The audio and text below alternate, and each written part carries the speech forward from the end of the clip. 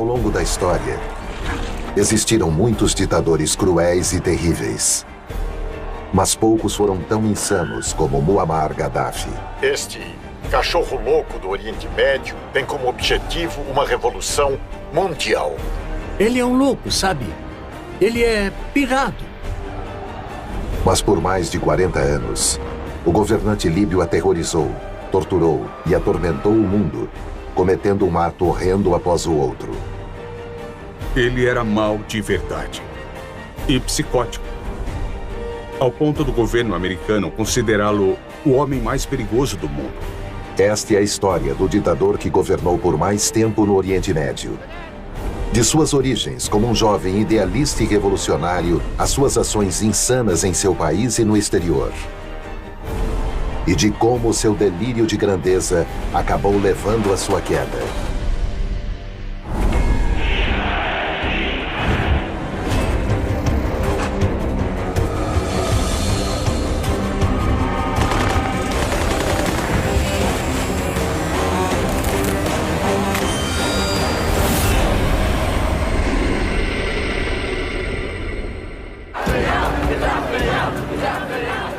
Outubro de 2011. Uma onda de levantes revolucionários está varrendo o Oriente Médio no que está sendo chamado de Primavera Árabe.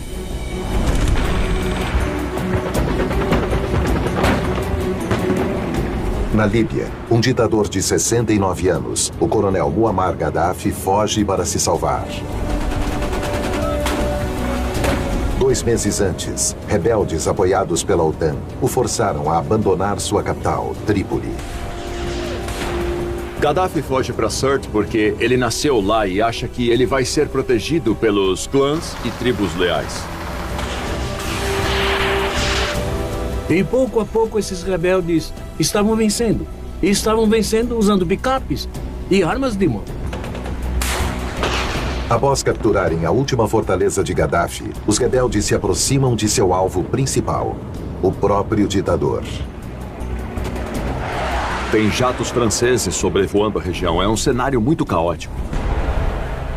De repente, o comboio do coronel é atingido por um ataque aéreo da OTAN, forçando o antes todo-poderoso tirano a se refugiar em um cano de esgoto. Mas como chegamos a essa situação?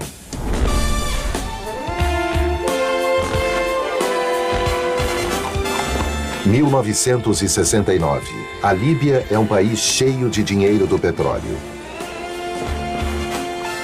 Nos últimos 10 anos, ela se transformou de um dos países mais pobres do mundo em um dos mais ricos. Mas nem todos estão aproveitando essa bonança. A maioria dos líbios viviam no campo, em condições muito miseráveis. Basicamente de subsistência. Seu governante, o rei pró-ocidental Idris I, é extremamente corrupto. O rei Idris gastou boa parte dos lucros do petróleo com ele, seus aliados e sua família, e muito pouco com o povo da Líbia. O setor mais miserável da sociedade líbia são os beduínos. Os beduínos são tribos nômades que estão sempre tentando sobreviver. Um beduíno, um oficial do exército, está determinado a acabar com a miséria do povo de seu país, libertando-o das influências imperialistas ocidentais. Gaddafi, em 1969, já era um oficial com apenas 27 anos de idade. Era um homem jovem e idealista que queria transformar a Líbia. Desde seus tempos de colégio, ele já estava recrutando amigos que ele queria trazer para um governo revolucionário em algum momento futuro. Então ele planejou desde muito antes com seus aliados de se infiltrar no exército como meio para dar o golpe. Após mais de 10 anos de planejamento, Gaddafi está pronto para fazer a sua jogada. Com o rei Idris fora do país, recebendo tratamentos médicos na Turquia, a missão que ele chama de Operação Jerusalém vai começar. Ele avança até o quartel de Berka, em Benghazi, a segunda maior cidade da Líbia. Em matéria de golpes, ele merecia nota 10. Ele agiu com perfeição. Os generais e os oficiais se entregaram a ele sem resistir. Nenhuma gota de sangue foi derramada, nenhum tiro foi disparado. Provavelmente foi um dos golpes mais pacíficos da história. Vitorioso, às 6 da manhã, Muammar Gaddafi chega até a rádio de Benghazi.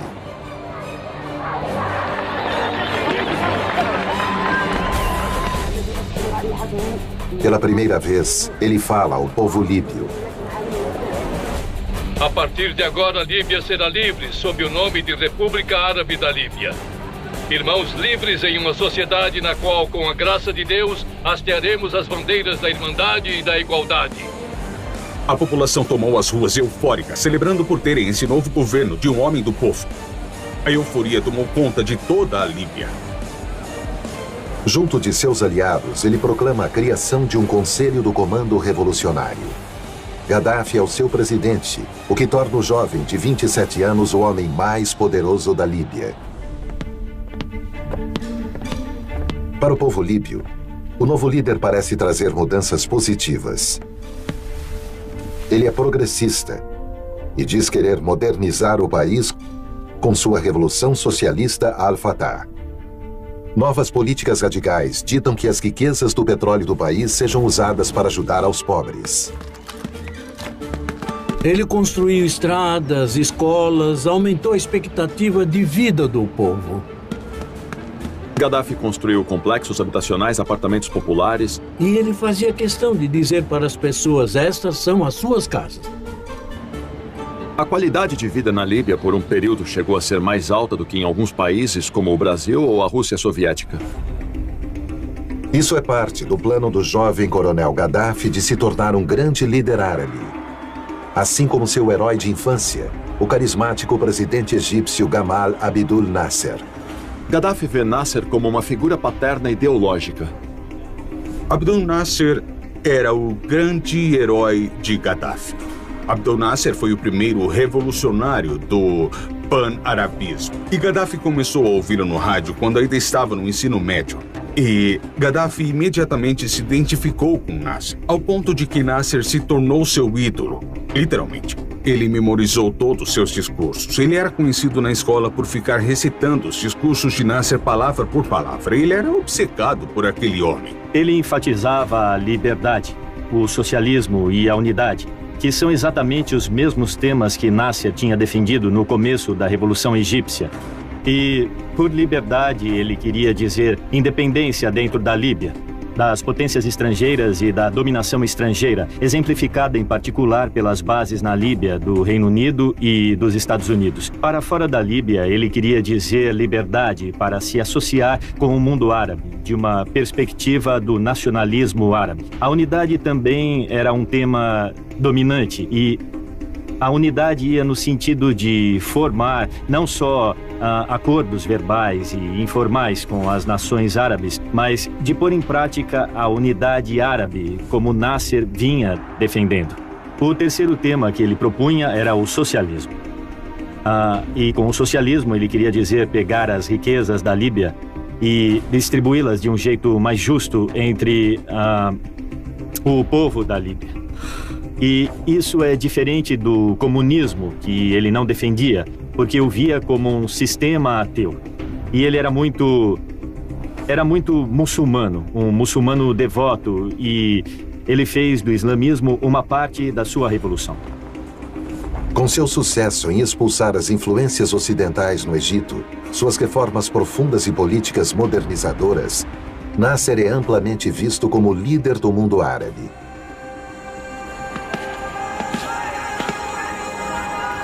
Quando Nasser morre subitamente de um infarto em 1970, Gaddafi se aproveita da oportunidade para se transformar de discípulo em mestre. Sua grande bandeira é a causa palestina contra Israel. Gaddafi desprezava Israel desde a época de seu surgimento. Ele considerava que Israel tinha roubado terras muçulmanas. Para ele, Israel é o grande símbolo da tirania da América e do Ocidente no Oriente Médio.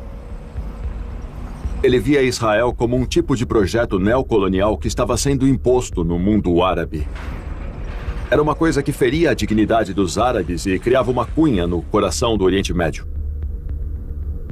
Agora ele é o líder da Líbia. O que ele precisa é demonstrar para todos os árabes que ele também pode ser o líder deles. Este é o plantão de notícias da ITN, direto da Vila Olímpica de Munique, onde hoje pela manhã guerrilheiros palestinos armados atacaram os dormitórios da equipe olímpica de Israel. Eles balearam 2 israelenses e estão fazendo 20 atletas e 6 treinadores de reféns. Em setembro de 1972, o mundo fica chocado com um surpreendente ataque nas Olimpíadas de Munique do grupo palestino Setembro Negro. Mas o que poucos sabem é que o Setembro Negro é financiado por Gaddafi. Gaddafi considerava aquilo uma operação perfeitamente aceitável, segundo sua visão de mundo. E apesar das coisas sanguinárias e violentas que esses terroristas fizeram, ele os considerava heróis. Os guerrilheiros acabam de anunciar que eles exigem um avião para retirá-los da Alemanha assim que suas exigências sejam cumpridas. No conflito final, todos os reféns israelitas são mortos, além de 5 terroristas. Gaddafi manda enviar os corpos dos terroristas para a Líbia. Quando os palestinos mortos chegaram na Líbia, acho que a palavra seria bizarro. Os corpos dos terroristas foram carregados desde o aeroporto e é claro que Gaddafi transmitiu isso pela TV. Macabro e mórbido para qualquer pessoa normal, mas para o Gaddafi, não. Quando os 3 terroristas sobreviventes são soltos, eles também são levados até a Líbia. Lá, o líder da Líbia os trata como astros do rock. Ele sabia que a Líbia se tornaria o palco de um drama internacional e que ele era o diretor e o produtor de tudo isso. O Gaddafi estava dizendo para todo o mundo: olhem para mim, vejam como sou poderoso e como sou grande. Vejam o que eu fiz. Eu sou Muammar Gaddafi. Eu sou a Líbia. O problema é que nem mesmo o mundo árabe prestou atenção. Então Gaddafi se dá conta. Se ele quer ser notado, ele tem que projetar seu poder para além da região. Gaddafi sentia que ele era muito mais do que um pequeno ditador de um país com só 6 milhões de pessoas. Com uma população tão pequena, nem mesmo muito equipamento militar pode ajudar esse revolucionário de ambições internacionais a alcançar seus objetivos. Mas ele conta com uma arma muito poderosa: dinheiro, muito dinheiro. Isso leva Gaddafi a apoiar e financiar o mais importante lutador da liberdade de seu tempo, Nelson Mandela. Alguns líderes no Ocidente, principalmente no Reino Unido, viam Nelson Mandela como, no máximo, um baderneiro e, no pior dos casos, um terrorista. Mas não Gaddafi. Ele não só apoiou o Congresso Nacional Africano, mas em quase todo o tempo foi o único apoiador. Ele ficou amigo de Mandela quando ele estava por baixo. O apoiou contra a grande África Sul imperialista. Os dois se tornaram muito próximos, foram fotografados juntos várias vezes e na cabeça do Gaddafi, ele estava apoiando esse novato porque ele se via no Mandela. Nelson Mandela chamava Gaddafi de o líder irmão. E como reconhecimento por seu apoio público e financeiro, um dos netos de Mandela se chama Gaddafi. Gaddafi apoiou uma quantidade bizarra de organizações insurgentes, terroristas e comunistas. Simplesmente bizarra. Ele via todas essas organizações como o lado mais fraco na luta contra os tirânicos governos imperialistas. E Gaddafi se torna um dos maiores patrocinadores do terrorismo internacional do mundo. Alguns afirmam que todas as bombas do IRA usadas contra o Reino Unido continham um explosivo plástico conhecido como Semtex, que era fornecido pela Líbia. Ele tinha ligações com as Farc na Colômbia, Abu Sayyaf nas Filipinas do Sul, com o grupo de Abu Nidal. Ele apoiou o movimento dos Panteras Negras, o ETA, a Fração Vermelha na Alemanha e organizações semelhantes na Itália. O terrorismo para Gaddafi não é só uma arma política. Ele se transforma em algo muito pessoal. Ele sentia um prazer perverso com o terrorismo. Como Gaddafi era um beduíno, uma das bases de sua personalidade era a ideia do oprimido chegando ao poder para o povo. Ele era um homem muito egoísta. Ele tinha até mais ego do que ambição. O apoio do coronel ao terrorismo leva à morte de milhares de inocentes, mas alcança o seu objetivo e faz com que ele seja notado. Ele era o terrorista de Estado inimigo número 1, ao ponto das agências de inteligência da América o considerarem o homem mais perigoso do mundo.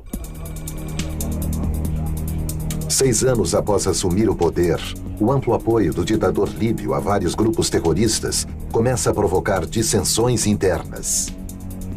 Isso era impopular entre muitos membros do Conselho do Comando Revolucionário. Eles achavam que o dinheiro era para o desenvolvimento do país. Em resposta aos seus críticos, em 1977 ele dissolve o Conselho do Comando Revolucionário e declara ao povo ter descoberto um novo sistema político, uma alternativa ao capitalismo e ao comunismo. Ele o batiza de Terceira Teoria Internacional, que ofereceria uma solução revolucionária para os problemas de todo o Terceiro Mundo. Essa é a sua tentativa de ser levado a sério como um estadista filósofo. Ele expõe essas ideias em seu Livro Verde. Ele achava que o Livro Verde era uma obra-prima e que todos deviam estudá-lo, que nem o Mein Kampf do Hitler ou o livro do Mao Tse-tung ou a Constituição Americana. Na verdade, o manifesto supostamente visionário de Gaddafi é uma mistura incoerente de declarações geralmente contraditórias. O livro de Gaddafi era bobagem. Uma das ideias ali era que ele queria que todo mundo criasse galinhas. E ele fez todo mundo no país criar galinhas. Deu galinhas e gaiolas para colocá-las, inclusive para quem vivia em apartamentos. As pessoas comiam as galinhas e usavam as gaiolas para guardar jornais. Era loucura. Mesmo parecendo uma piada, o Livro Verde ocultava um propósito muito mais sombrio. Ele é a sua ferramenta de doutrinação. As crianças nas escolas eram forçadas a lê-lo. Era uma coisa que fazia parte da educação cotidiana, ler aquele livro e olhar para as fotos dele. Parte de sua ideologia é que não há necessidade de partidos políticos, governos ou mesmo de leis. Ao invés disso, os líbios teriam uma democracia direta através dos novos congressos populares de base. Esse conceito de democracia era uma farsa completa. E, na verdade, a Líbia era uma ditadura plena e sob o controle de Gaddafi. Gaddafi anuncia que não é mais presidente, nem mesmo primeiro-ministro, apenas o líder irmão e guia da revolução. É uma jogada astuta. Ele não falava de si mesmo como chefe de Estado. Então, não havia como ele ser removido. O líder irmão conclui sua nova teoria política com uma afirmação reveladora. Os que são mais fortes na sociedade governam.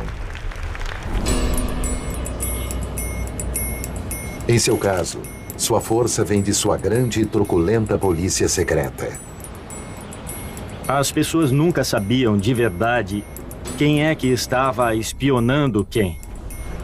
Não era incomum ver pessoas serem tiradas da rua, arrastadas até um carro sem identificação e levadas embora. Você não precisa fazer isso com frequência, nem com muitas pessoas, para todo mundo ficar sempre um pouco preocupado. Será que eu fiz algo de errado e sou o próximo? E se Gaddafi decidir que você o traiu, ele vai esmagá-lo.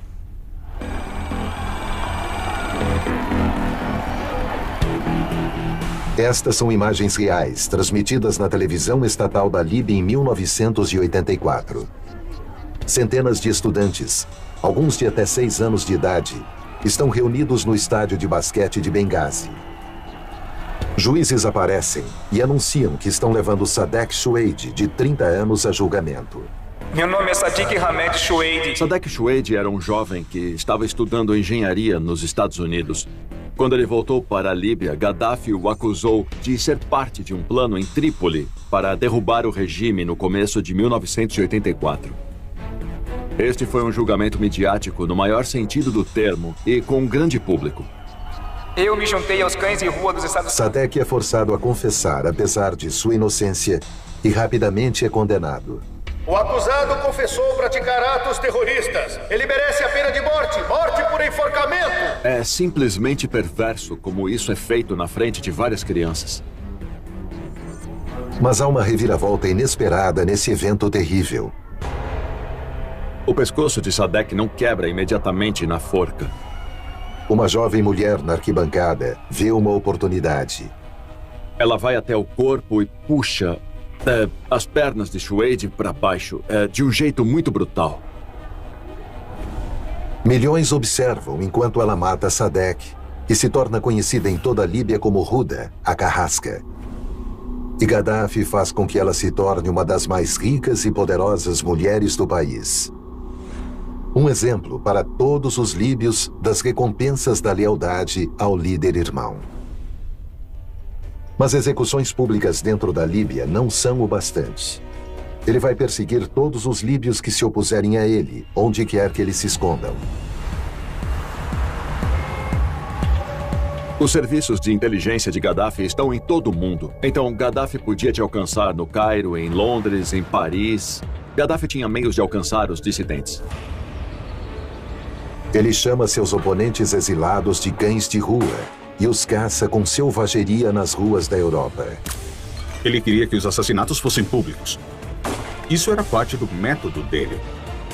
Ao contrário dos soviéticos, que talvez envenenassem pessoas em segredo, Gaddafi queria que os assassinatos fossem em locais públicos, para mostrar como ele era poderoso e como seu alcance ia muito além da Líbia. O caso mais notório foi em abril de 1984, quando um grupo de dissidentes estava protestando pacificamente do lado de fora da embaixada da Líbia em Londres, e seus agentes abriram fogo indiscriminadamente.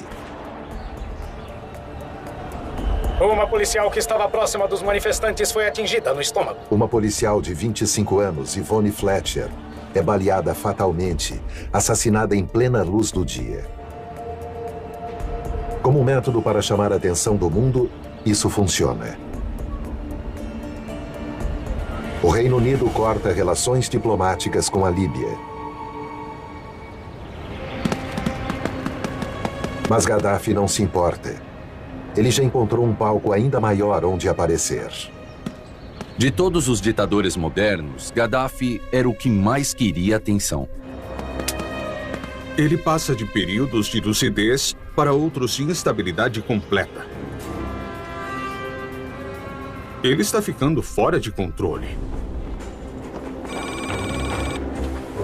No começo de 1986, a Marinha dos Estados Unidos está realizando manobras no mar Mediterrâneo, próximo da costa norte da Líbia. Eles estão indo diretamente para uma parte do mar conhecida como Golfo de Sidra. Os Estados Unidos estavam fazendo exercícios navais de rotina no Golfo. E então Gaddafi os ameaçou. Vocês não vão realizar operações no meu Golfo. Os Estados Unidos falaram, espera, não é seu Golfo, são águas internacionais. E Gaddafi disse, não, o Golfo é meu. Se cruzarem a linha da morte, vão pagar o preço. A Líbia dispara 6 mísseis contra aviões americanos. Os Estados Unidos respondem afundando 3 barcos de patrulha da Líbia e destruindo uma base de mísseis.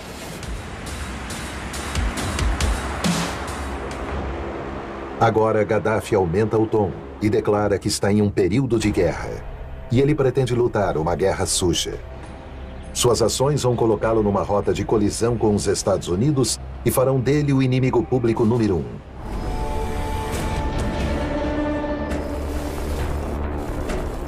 Agências de inteligência americanas em Berlim Ocidental interceptam uma estranha mensagem da embaixada líbia na Alemanha Oriental. Trípoli vai ficar feliz quando vir as manchetes dos jornais de amanhã.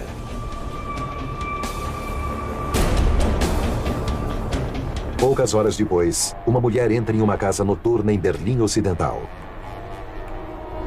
A casa noturna Labelle era conhecida como lugar dos americanos. Era lá que os soldados e suas famílias costumavam ir. E se você queria machucar os americanos, lá era o lugar.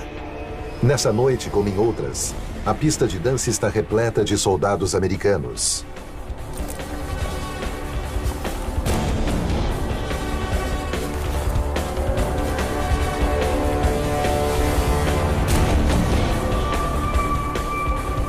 À 1h45 da manhã, uma bomba de 2 quilos, repleta de explosivos plásticos e estilhaços, explode.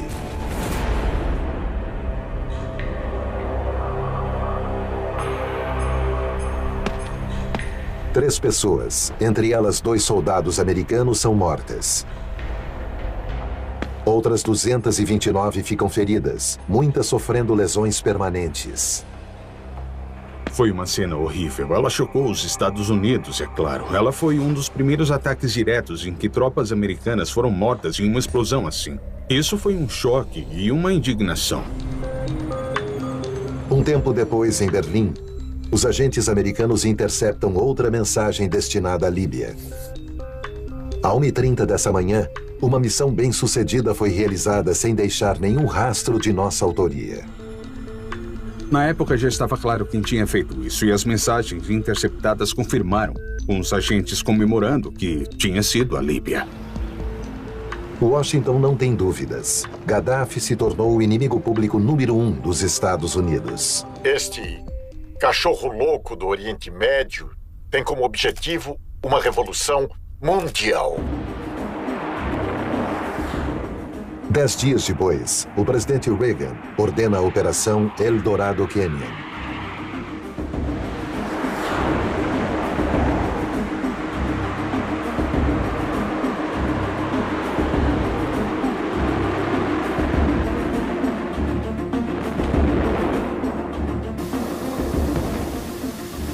A fortaleza de Babalazia de Gaddafi é atingida.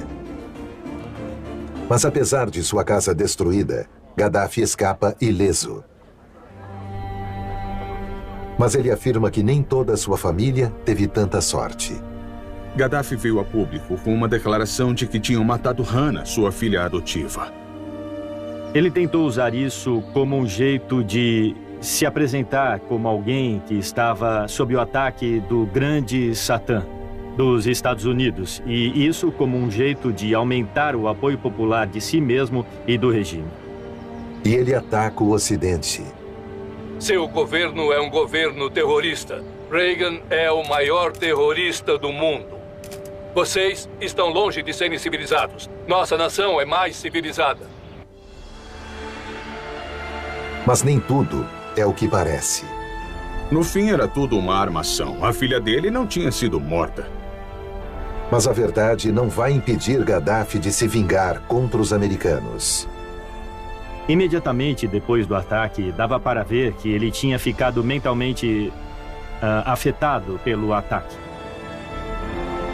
Ele era relativamente instável e era louco como uma raposa.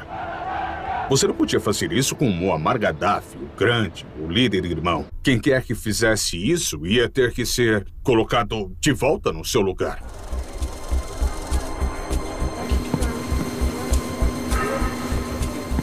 Entre os 259 passageiros e tripulantes embarcando no voo 103 da Pan Am no aeroporto de Heathrow, em Londres, está Michael Bernstein, de 36 anos. Namorávamos desde a faculdade. Estávamos muito felizes. Ele tinha um senso de humor incrível. E ele era um ótimo pai e adorava muito nossos filhos. Às 6h25 da tarde, o avião decola rumo a Nova York.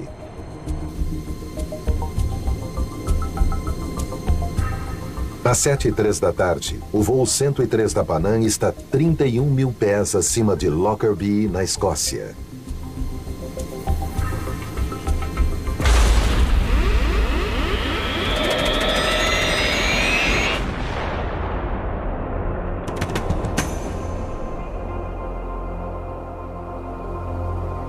Um explosivo abriu um grande buraco no compartimento de carga. O avião se despedaçou a 35 mil pés. O que se formou foi simplesmente uma enorme bola de fogo. Caindo do céu, 90 mil litros de combustível de jato explodindo. Uma enorme bomba detonando, como se fosse um terremoto pela sua dimensão.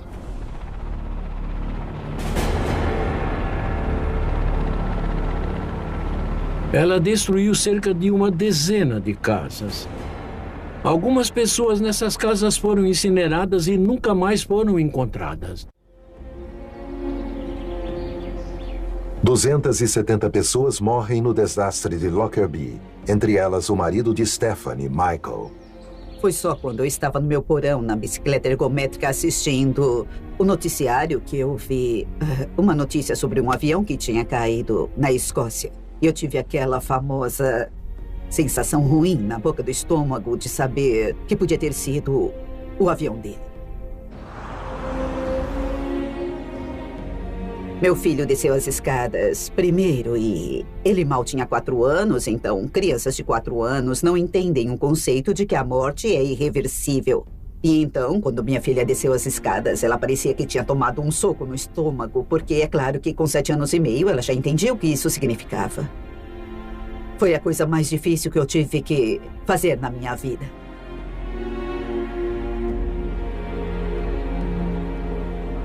Na época, o atentado de Lockerbie era o maior atentado terrorista já cometido contra americanos.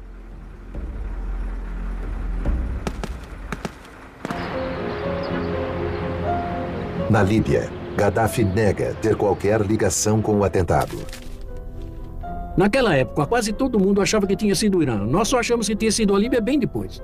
O medo era de nunca descobrirmos quem foi. Para começar, se o avião não estivesse atrasado, ele teria caído no oceano e nós nunca teríamos achado o timing. Mas ele caiu na Escócia. Nós conseguimos achar os escombros e ajudar as pessoas. E achar, eventualmente, algumas provas. Mas ninguém sabia o culpado e não achávamos respostas. Simplesmente porque não havia respostas. Sabe, ninguém sabia.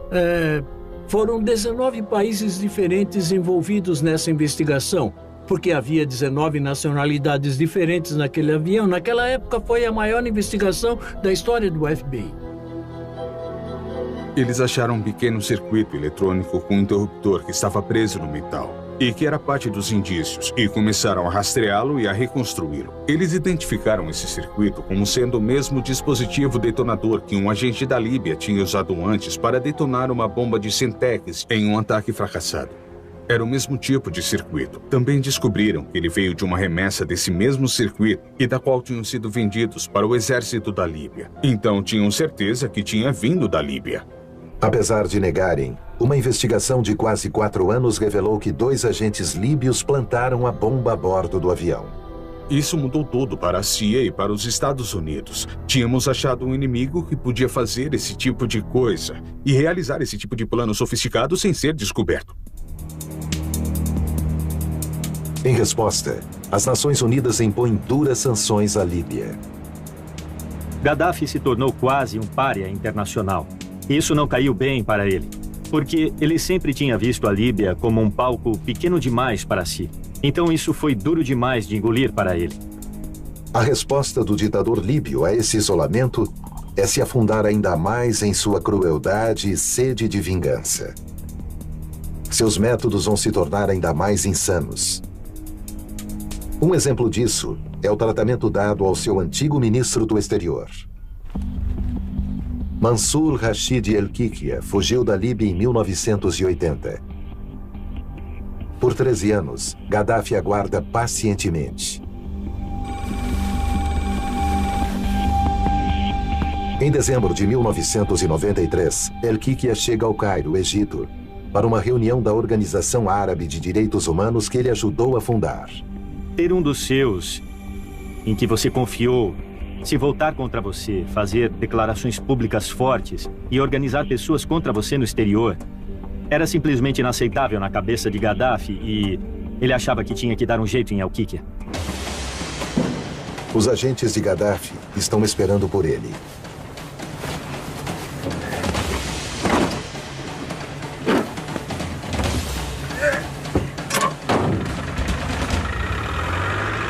Todo mundo imaginava que ele tinha sido detido por autoridades da Líbia. É claro que a família ainda tinha esperanças de ele estar vivo.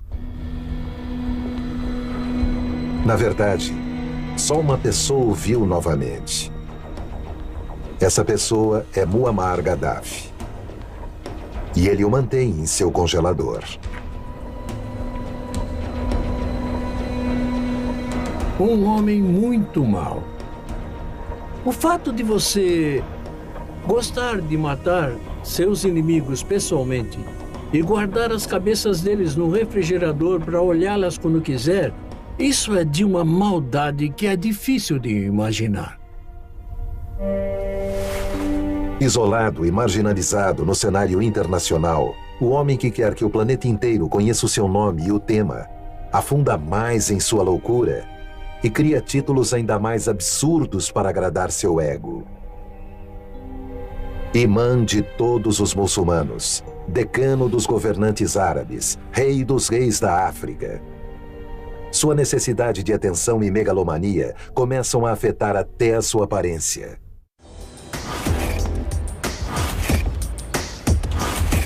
As roupas de Gaddafi se tornaram mais luxuosas e mais extravagantes, ao ponto dele se tornar quase que o Liberace do mundo árabe. A aparência dele se tornou mais absurda. Ele parecia com um daqueles personagens de um musical de Gilbert e Sullivan, um daqueles almirantes malucos, cheios de brocados de ouro, medalhas e tudo mais. Ele passava das roupas finas de almirante a roupas de beduínos.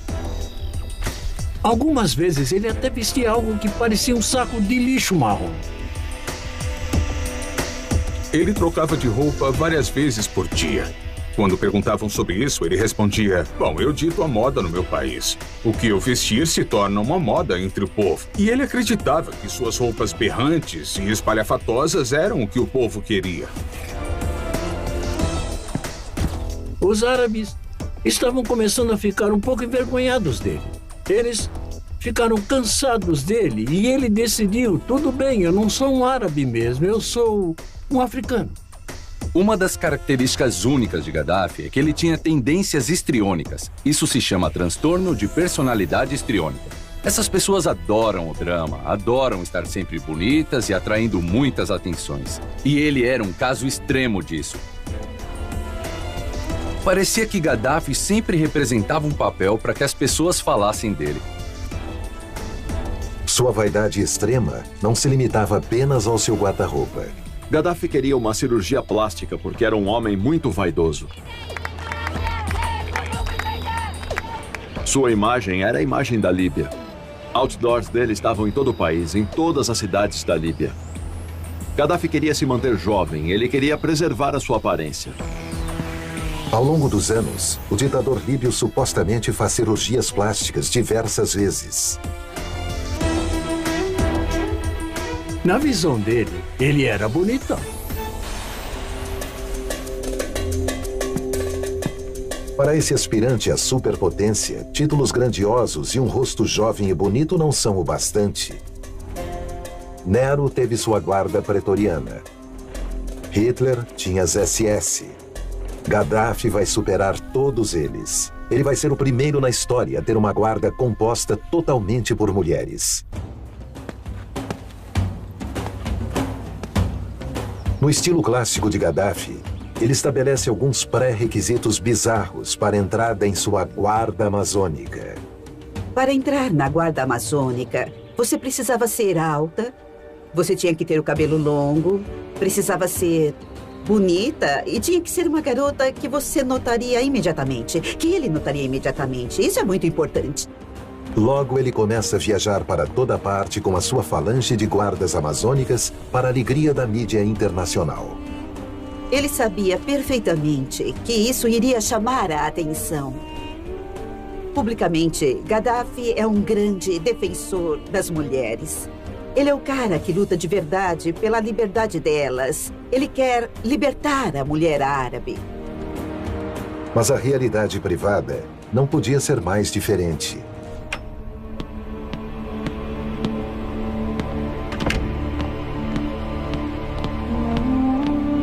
Quando você se tornava uma das guardas amazônicas em volta dele, entrava pro harém dele. Elas eram mantidas como em uma prisão. E ele chamava as garotas noite e dia, batendo nelas, obrigando-as a fazer sexo com 1, 2, 3, 4 pessoas e obrigando-as a fumar, beber, dançar, a usar cocaína. Ele era como uma fera, como um monstro. E não eram só as amazônicas que eram vítimas de Gaddafi. Ele era obcecado por sexo. Com frequência dizia que ele precisava ter 4 garotas diferentes por dia. Gaddafi usa sua posição como líder-irmão para encontrar mais e mais vítimas, inclusive em suas visitas oficiais às escolas. Escolas, é claro, eram um incrível reservatório para ele. Ele punha a mão dele na cabeça dela. Esse era o sinal para seus guarda-costas, dizendo: esta aqui, quero ela. E ela podia dizer tchauzinho para a infância dela. Ele ia para casamentos e escolhia garotas que ele queria sequestrar e estuprar. Em alguns casos, eram mortas e nunca mais vistas. As mulheres e garotas levadas por Gaddafi estavam completamente indefesas. Sexo e estupro são tabus muito grandes. Não se pode falar sobre isso na Líbia. É uma sociedade muito, muito conservadora. O estupro significa que sua vida é totalmente destruída. Que você vai ser ostracizada se descobrirem. Que você vai ser expulsa da sua família. É o crime perfeito. O criminoso, o próprio Gaddafi, podia fazer o que ele quisesse, porque ele sabia que ninguém ia enfrentá-lo. O estupro não serve apenas para satisfazer os torpes desejos de Gaddafi. Ele também o usa para aterrorizar seus oponentes. Ele usava o sexo para dominar as pessoas, para humilhar as pessoas. Para ele, era mais uma ferramenta para governar. E quando ele queria humilhar alguém, geralmente pessoas ricas e poderosas de seu país, ele costumava estuprar suas filhas e esposas. É impossível saber quantas mulheres e garotas Gaddafi estuprou. Eu acho que é possível dizer que Gaddafi foi o mais cruel estuprador da história. Com uma aparência absurda, louco por sexo e estuprador, o reino de loucura de Gaddafi continua a infligir um sofrimento interminável a seu povo, o que só piora com as terríveis sanções internacionais. Até que acontece um evento que dá a Gaddafi uma chance de se relocalizar. Para quase todos, o 11 de setembro foi uma monstruosidade. Para Gaddafi, foi uma oportunidade. Foi uma enorme surpresa. Gaddafi se pronunciou e condenou o 11 de setembro. Ele declarou publicamente seu apoio e simpatia pelas vítimas do atentado. Condenou Osama Bin Laden. Na verdade, ele expediu um mandado de prisão para Osama Bin Laden. Em um golpe de publicidade, Gaddafi se oferece para doar sangue para as vítimas de 11 de setembro. O líder-irmão não gosta nada do fundamentalismo islâmico, que ele vê como uma possível ameaça a si próprio. Isso facilita que esse homem, que já foi o maior terrorista do mundo, se junte à guerra contra o terror. Ele fornecia informações legítimas para a CIA e para Washington sobre as movimentações da Al-Qaeda e de outros grupos terroristas e informações úteis. Ele se tornou um parceiro da inteligência da América contra a Al-Qaeda. Ele até passa a atender às exigências do Ocidente. Ele viu o que aconteceu com Saddam Hussein. É claro que ele pensou muito nisso e disse: não quero que isso aconteça. Hoje, em Trípoli, o líder da Líbia, o coronel Muammar al-Gaddafi, publicamente confirmou seu compromisso de revelar e desmantelar todos os programas de armas de destruição em massa de seu país. Muammar Gaddafi, o homem que começou querendo comandar o mundo contra o Ocidente, faz um giro de 180 graus para salvar a própria pele. E ele parece dar certo. Em 24 de março de 2004, apesar do assassinato de Vonnie Fletcher, de financiar o IRA e a explosão de Lockerbie, o antigo cachorro louco do Oriente Médio é recebido de volta do isolamento pelo primeiro-ministro britânico Tony Blair. Com seus novos amigos no Ocidente, Gaddafi tem certeza de que seu reinado nunca irá acabar. Um erro que acaba se mostrando fatal.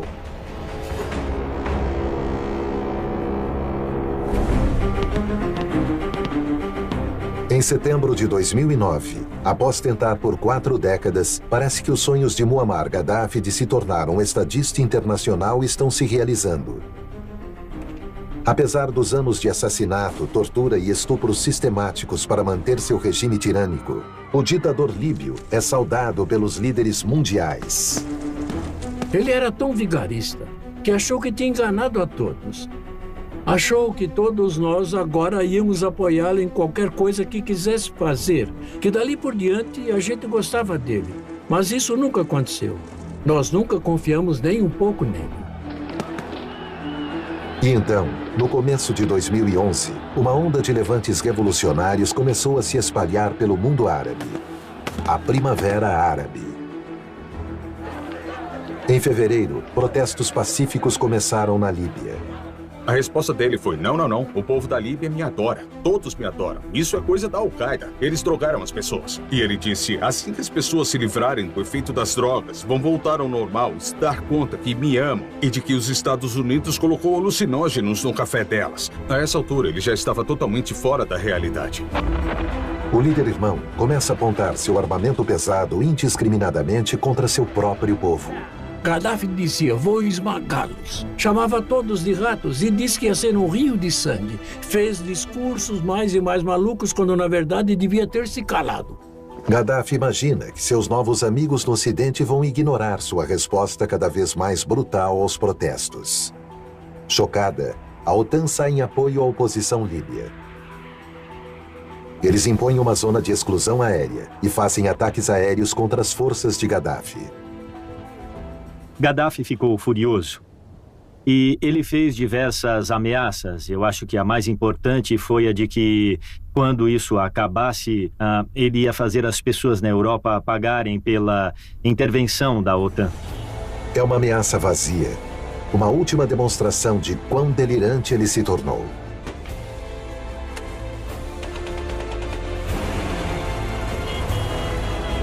Em outubro de 2011, o ditador líbio de 69 anos está fugindo desesperadamente de uma cidade para outra, enquanto os rebeldes apoiados pelo Ocidente vão avançando.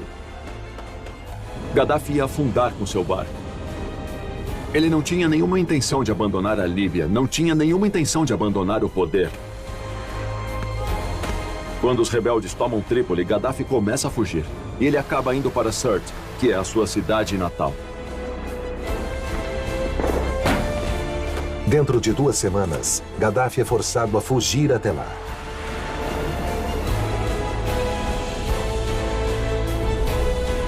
Rastejando pelas areias do deserto, ele desesperadamente busca por um veículo intacto para continuar sua fuga. Sem sucesso.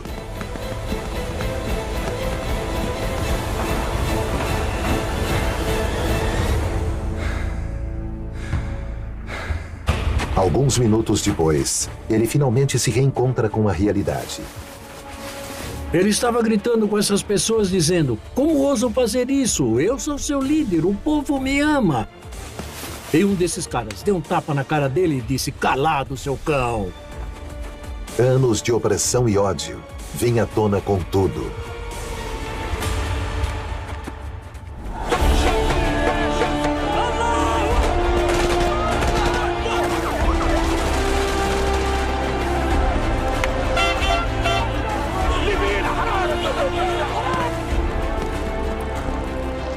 Após 42 anos, o reino de terror de Gaddafi acabou.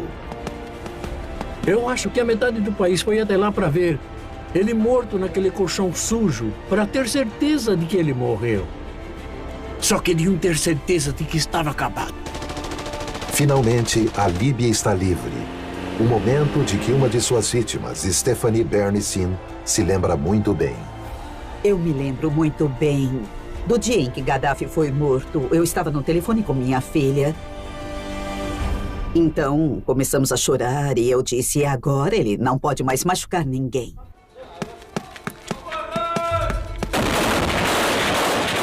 Infelizmente, a Revolução de 2011 rapidamente se transformou em uma violenta guerra civil.